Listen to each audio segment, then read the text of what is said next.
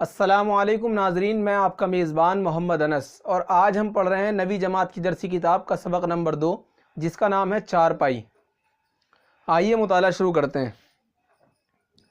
चारपाई और मज़हब हम हिंदुस्तानियों का ओढ़ना बिछौना है। हम इसी पर पैदा होते हैं और यहीं से मदरसे, ऑफिस, जेल खाने, कौंसिल या आखरत का रास्ता लेते हैं। चारपाई हमारी घुट्टी में पड़ी हुई है। हम इस पर दवा खाते हैं, दुआ व भीख भी मांगते हैं, कभी फ़िक्र सुखन करते हैं और कभी फ़िक्र कौम। अक्सर फाका करने से भी बाज नहीं आते। हमको चारपाई पर इतना ही एतमाद है जितना बरतानिया को ICS पर, शायर को काफ़िए पर या तालिब इल्म को गुलगफाड़े पर। चारपाई जिस दौर की लिखी हुई चीज़ है, उस वक्त में चारपाई हर घर में मौजूद हुआ करती थी। और इस सबक के अंदर चारपाई की खुसूसियात बताई गई हैं कि चारपाई को किस किस तरीक़े से लोग इस्तेमाल कर लिया करते थे और किस तरह उनके लिए नागुज़ीर शय थी, वो कितनी ज़रूरी चीज़ थी, वो कि उसके बगैर चारा ही नहीं था, कि वो हिंदुस्तानियों का ओढ़ना बिछौना था कि जिसके बगैर रहा ही नहीं जा सकता। और चारपाई हिंदुस्तान की घुट्टी में पड़ी हुई थी हिंदुस्तानियों की, और उसी के ऊपर लोग क्या करते कि वहीं से ये पैदा भी उसी पर हो गए, मदरसे भी चारपाई से ही गए, और अगर बीमार हुए और मौत आ गई तो कब्रिस्तान तक भी चारपाई ही पर गए। ये तमाम चीज़ें चारपाई के बारे में इस पहले पैराग्राफ के अंदर बताई गई कि कभी फ़िक्र सुखन करते हैं, यानी शेर वगैरह कहते हैं, अदबी बातें करते हैं, और कभी फ़िक्र कौम, कभी कौम की फ़िक्र करते हैं इसी चारपाई पर बैठे हुए। और चारपाई पर इतना ही एतमाद है जितना बरतानिया को ICS पर। बरतानिया को ICS से मुराद ये है कि ICS की जो फुल फॉर्म है वो है इंडियन सिविल सर्विस। अंग्रेज़ों के ज़माने में इंतज़ामी मुलाजमत की सर्विस है जिसको अब IAS कहते हैं, यानी इंडियन एडमिनिस्ट्रेटिव सर्विस। तो ये कि इसके ऊपर जितना बरतानिया को एतमाद अपनी उस तंजीम पर था, उतना ही एतमाद आज नहीं, जिस दौर की बात चल रही है कि हम हिंदुस्तानियों को चारपाई पर है। अगले एक पैराग्राफ पढ़ते हैं। अगला पैराग्राफ में क्या है? चारपाई की मिसाल रियासत के मुलाजिम से दे सकते हैं। ये हर काम के लिए नामौजू होता है, इसलिए हर काम पर लगा दिया जा सकता है। चारपाई की मिसाल दी गई है किससे? रियासत के मुलाजिम से, कि मुलाजिम जो होता है ये हर काम के लिए नामौजू होता है। नामौजू मतलब नामुनासिब, किसी काम के लिए मुनासिब नहीं रहता और इसीलिए हर काम पे लगा दिया जाता है। आज हम देखते हैं कोई छोटा मुलाजिम होगा, उससे ही पानी भी मंगवा लेंगे, उसी से कचौरी मंगवाने भी भेज देंगे, उसी से चाय बनाने के लिए भी कह देंगे, तो तमाम काम उसी से ले लिए जाते हैं, जबकि वो हर काम के लिए मुनासिब नहीं होता। तो इसी तरह चारपाई भी हर काम के लिए मुनासिब नहीं है, लेकिन फिर भी चारपाई को हर काम के लिए ले लिया जाता है। कैसे कैसे? एक रियासत में कोई साहब विलायत पास होकर आए। रियासत में कोई आसामी न थी जो इनको दी जा सकती। आसामी नौकरी, यानी एक साहब थे, कोई विलायत से पढ़कर आए होंगे, लेकिन उनकी रियासत के अंदर, स्टेट के अंदर कोई भी सर्विस नहीं थी जो उनको दी जाती।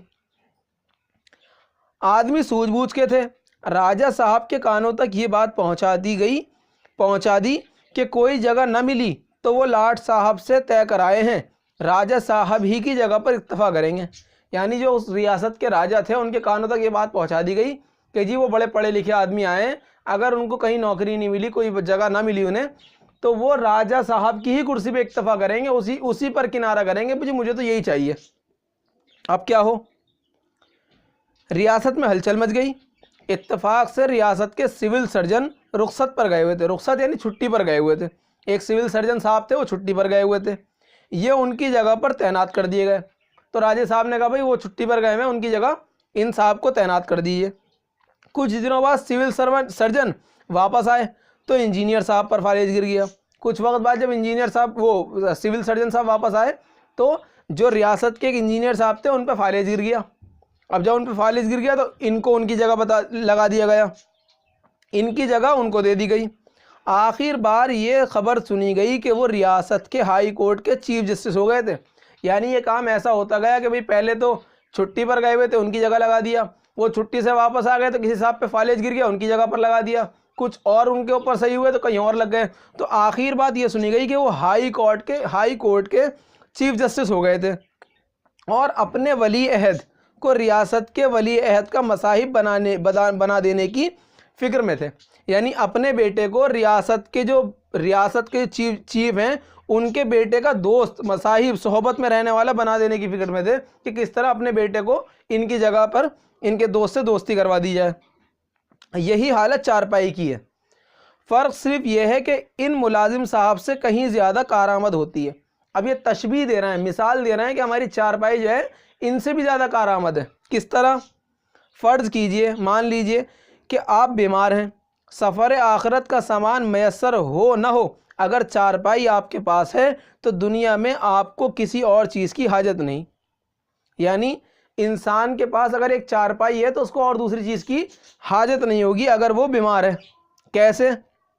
दवा की पुड़िया तकिए के नीचे, जोशांदे की देगची सरहाने रखी हुई है, चारपाई से मिला हुआ बोल व बरास का बर्तन, चारपाई के नीचे मैले कपड़े, बच्चों के खिलौने, झाड़ू, आशेजो, रुई के फाये, कागज़ के टुकड़े, मच्छर, भुनके, घर या मोहल्ले के 2-4 बच्चे जिनमें एक आध खसरे या ज़ुकाम में मुब्तला है। अच्छे हो गए तो बीवी ने चारपाई खड़ी की, गुस्ल करा दिया, वरना आपके दुश्मन इसी चारपाई पर लबे गोर लाए गए।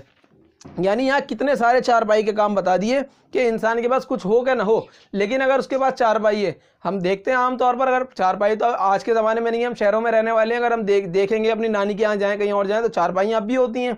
तो चारपाई के पास क्या क्या होता है? हमारे बुज़ुर्गों के करीब दवाई की पुड़िया तकिए के नीचे रखी हुई है, जोशांदा, हमदर्द का जोशांदा आता है नज़ला, खांसी, ज़ुकाम वगैरह के लिए, उसकी देगची लोग पिया करते थे, उसकी देगची रखी हुई है सरहाने पर।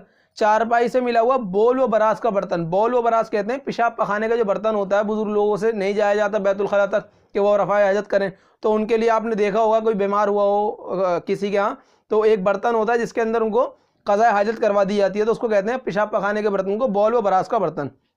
चारपाई के नीचे मैले कपड़े, हम देखते हैं कि जी मैले कपड़े हुए चारपाई के नीचे लगा दिए, बच्चों के खिलौने, झाड़ू, आशे जौ, रुई के फांदे, कागज़ के टुकड़े, ये तमाम चीज़ें हमारे चारपाई के आसपास ही कहीं मौजूद होती हैं। और जहाँ इंसान रह रहे हैं तो वहाँ भाई मच्छर भी आएंगे और मक्खियाँ भी आएंगी। और साथ में जो हमारे बड़ी बूढ़ियाँ हुआ करती थी या बड़े बूढ़े हुआ करते थे, उनके आसपास मोहल्ले के बच्चे भी आ जाया करते थे। आजकल तो शहरों के अंदर फ्लैट सिस्टम है, सबके दरवाजे बंद रहते हैं, लेकिन अगर हम तसव्वुर करें अपनी नानियों के घर का, अपने गाँवों के हालात का, तो हम देखेंगे कि आस पड़ोस के बच्चे भी नानी दादियों के पास आके बैठ जाया करते हैं, और वो बच्चे, उनकी नाक टपक रही है, खांसी हो रही है, किसी को जुकाम हो रहा है, किसी को कुछ हो रहा है, तो इस तरह की चीज़ें होती थी। तो इन्होंने चारपाई की मिसाल दी इस चीज़ से, और इन्होंने कहा भाई अच्छे हो गए तो उसी चारपाई को खड़ा किया। आपने देखा होगा भाई पहले ऐसे बड़े बड़े गुसल खाने तो हुआ नहीं करते थे, चारपाई को उठाया और उसी के पर्दे के अंदर इंसान ने गुस्ल कर लिया, यानी वो नहा लिया। और अगर नहाने की नौबत ना आई, खुदा ना करे उसकी मौत ही उस पर आ गई, तो उसी को उठाकर लबे गोर यानी कब्र के नज़दीक तक उसी चारपाई पर उठाकर ले गए। अगला पैराग्राफ पढ़ते हैं। हिंदुस्तानी घरानों में चारपाई को ड्राइंग रूम, सोने का कमरा, गुसल खाना, किला, खानका, खेमा, दवाखाना, संदूक, किताब घर, शफाखाना, सबकी हैसियत कभी न कभी बैक वक्त वरना वक्तन कभी ना कभी हासिल हो जाती है। यानी हमारी हिंदुस्तान के घरानों में चारपाई है, वो कभी ना कभी किसी न किसी चीज़ का काम दे देती है। कभी तो वो ड्राइंग रूम है, कभी सोने का कमरा बन गया, इस पर सो गए, कभी गुसल खाने का काम ले लिया, उसको खड़ा करा और गुसल कर लिया, कभी खानका बना ली उसको, उसके ऊपर पढ़ रहे हैं, कभी उसी को खेमा बना लिया, कभी दवाखाना के इधर उधर सब जगह जो है अपनी दवाइयाँ रख दी, कभी किताब घर के वहीं पर ही जो है वो किताबें सजा ली सराहने के करीब, कभी शिफाखाना, यानी किसी न किसी वक्त कोई ना कोई सी हैसियत हमारी चारपाई को हासिल हो जाती है। कोई मेहमान आया, चारपाई निकाल ली गई, इस पर एक नई चादर बिछा दी गई जिसकी तह के निशान ऐसे मालूम होंगे जैसे छोटी सी आराजी को मेंढों और नालियों से बहुत से मालिकों में बांट दिया गया हो। यानी अगर कोई मेहमान घर के अंदर आ गए, चारपाई निकाली और एक वो कहीं से कोने वोने के अंदर से, कोलकी के अंदर से एक चादर निकाली जिसकी तह खोली। आपने देखा होगा अभी कभी अगर आपकी अम्मी बेड पर चादर बिछाती होंगी तो चादर के ऊपर चौकोर चौकोर निशान बने हुए होते हैं जो तह के निशान होते हैं। तो उसकी मिसाल कैसे दी कि छोटी सी आराजी, आराजी कहते हैं ज़मीन को, मेंढों और नालियों में बहुत से मालिकों में बांट दिया गया हो। जैसे किसी ज़मीन को खेती बाड़ी की किसी ज़मीन को इस तरह बांट दिया गया हो। आपने देखा हो खेती बाड़ी के अंदर तकसीम किए जाते हैं ज़मीनों को, जो चौकोर चौकोर खाने बने हुए नज़र आते हैं। तो ऐसा मालूम होता है चारपाई पे चादर बिछाई जाती है। और मेहमान साहब मैं अचकन, टोपी व बेग व बुख्ची के बैठ गए। अचकन कहते हैं, हमने शेरवानी सुनी है, शेरवानी थोड़ी नीची होती है, अचकन थोड़ी उससे ऊंची होती है। तो यानी मेहमान साहब आ गए तो उनके लिए चारपाई बिछाई और चादर जल्दी से बिछाई उसके ऊपर और उनको बिठा दिया, और मेहमान साहब भी अपनी पूरी जो है वो अचकन वचकन के साथ उसको समेटते हुए टोपी वोपी के साथ उसमें बैठ गए। बेग व बुख्ची, बेग यानी उनका सारा सामान उसके अंदर। पुराने ज़माने के लोग, अगर आपके भी आप अगर देखें कहीं नाना दादा हो या गाँवों का अगर आप मंजर महसूस करें तो बुज़ुर्गों के पास एक थैला भी होता है जिसके अंदर उनका छोटा मोटा बर्तन साथ में है, कोई एक पुटलिया के अंदर कोई चने बंधे हुए हैं, ये सब सामान रखने के लिए बैग होता था, उसका जिक्र हो रहा है। और थोड़ी देर के लिए ये मालूम करना दुश्वार हो गया कि मेहमान बेवकूफ़ है या मेज़बान बदनसीब। चारपाई पर इनका मुँह हाथ धुलवाया और खाना खिलाया जाएगा और इसी चारपाई पर ये सो जाएंगे। यानी बेचारों को एक ही ऐसे मेहमान के घर आए हैं कि जहाँ पर एक ही चारपाई पे बिठा दिया, जल्दी से आए वहीं पर हाथ धुलवा दिए, उसी चारपाई पे खाना खिलवा दिया और आराम का वक्त हुआ उसी चारपाई पे सुला दिया। यानी तमाम काम उस चारपाई से ले लिए गए। सो जाने के बाद उन पर मक्खी मच्छर इस तरह उड़ाए जाएंगे जैसे कोई फेरी वाला अपने खोंचे पर से झाड़ू नुमा मोरछल से मक्खियाँ उड़ा रहा हो। यानी जैसे अगर मेहमान साहब आए वो बैठ गए तो उनके ऊपर से मक्खियाँ मच्छर इस तरह उड़ाए जाते हैं जैसे कोई खोंचे वाला। खोंचा कहते हैं एक तशला नुमा एक चीज़ होती है जिसके अंदर लोग मिठाई बेचते हैं, या आपने पेठा मीठा बिक रहा होता है वो देखा होगा, तो उसके ऊपर मक्खियाँ वगैरह आ रही होती हैं तो खोंचे पर से उड़ा रहे होते हैं। तो अपने मेहमान को भी इस तरह लिटाकर उसके ऊपर से उड़ाएंगे कि इनको कोई चीज़ परेशान ना करे। तो ये तमाम चीज़ें चारपाई में पाई जा रही हैं।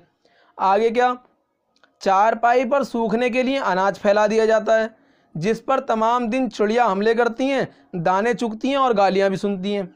शहरों के अंदर तो ये इतना अनाज वनाज इकट्ठा करने की ज़रूरत नहीं समझते लोग, इकट्ठा माल लेके आते नहीं हैं, लेके भी आते हैं तो ऐसी ज़रूरत महसूस नहीं करते कि सुखाने के लिए डालना है। लेकिन अगर गाँवों का देखें तो गाँवों पर इसी चारपाई के ऊपर, इसी पलंग के ऊपर, इसी खटोले के ऊपर अनाज सूखने के लिए डाल देते हैं। और जब अनाज सूखने के लिए डालते हैं तो परिंदे आके खाना शुरू कर देते हैं, तो उनके ऊपर वो दाने भी चुगती हैं और गालियाँ भी सुनती हैं।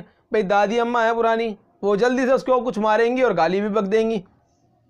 कोई तकरीब हुई तो बड़े पैमाने पर चारपाई पर आलू छीले जाएंगे। मुलाजमत में पेंशन के करीब होते हैं तो जो कुछ रुख्सत जमा होती रहती है उसको लेकर मुलाजमत से सबकदोश हो जाते हैं।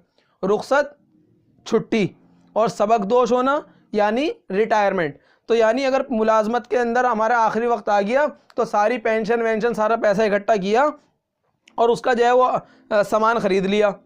इस तरह चारपाई पेंशन के करीब पहुंचती है तो इसको किसी काल कोठरी में दाखिल कर देते हैं और इस पर सारा साल भर का प्याज का ज़ख़ीरा जमा कर दिया जाता है।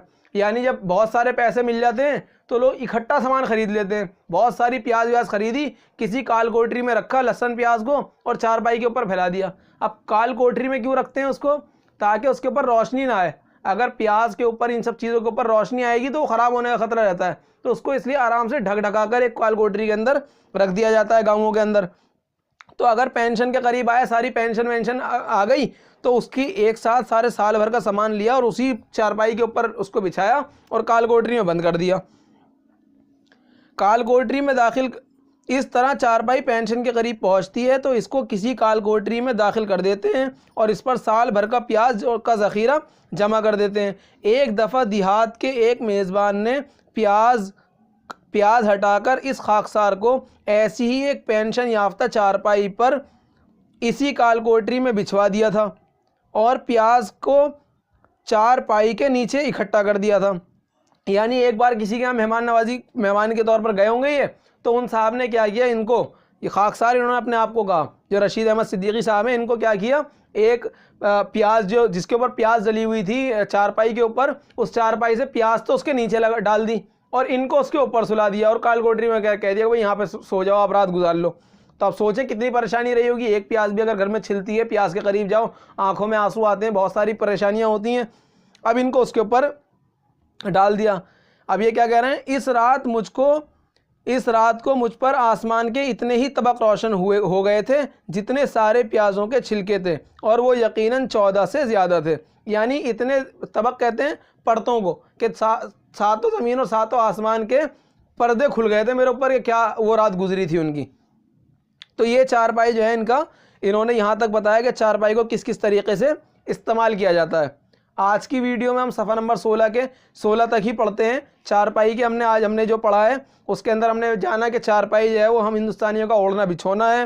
चारपाई जो है वो हर काम में ले ली जा सकती है। चारपाई पर ही हम उसको ड्राइंग रूम भी बना लेते हैं, उसको सोने का कमरा भी बना लेते हैं, उसी पर खाना भी खा लेते हैं, उसी को गुसलखाने के तौर पर भी इस्तेमाल कर लेते हैं। और हमने क्या जाना कि चारपाई के ऊपर ही तकिए के नीचे हमारी दवाई की पुड़िया रखी हुई है, सरहाने जो है वो जो शानदे का जो है वो बर्तन रखा हुआ है, इसी तरह बौल बराज का बर्तन रखा हुआ है। ये तमाम चीज़ों को हमने जाना कि किस किस काम के अंदर चारपाई हमारे यहाँ आती है और हिंदुस्तानी घरानों के अंदर वो किस किस तरह से इस्तेमाल कर ली जाती है और किस तरह मेहमान नवाजी के तौर पे भी चारपाई को इस्तेमाल किया जाता है। इससे आगे का सबक हम इससे अगली वीडियो में पढ़ेंगे। उम्मीद करता हूँ आपको वीडियो पसंद आई होगी और आपको पढ़ाया गया समझ में आया होगा, आ गया होगा। और आपसे हम गुजारिश करते हैं कि आपको किस तरह पढ़ना ज़्यादा अच्छा लगता है, किस तरह और अच्छी तरह पढ़ाया जा सकता है और कौन सा टॉपिक है जो आप हमसे समझना चाहते हैं, आप हमारे कमेंट बॉक्स में इसको ज़रूर लिखें। वीडियो को लाइक करें, शेयर करें और हमारे चैनल को ज़रूर सब्सक्राइब करें। शुक्रिया।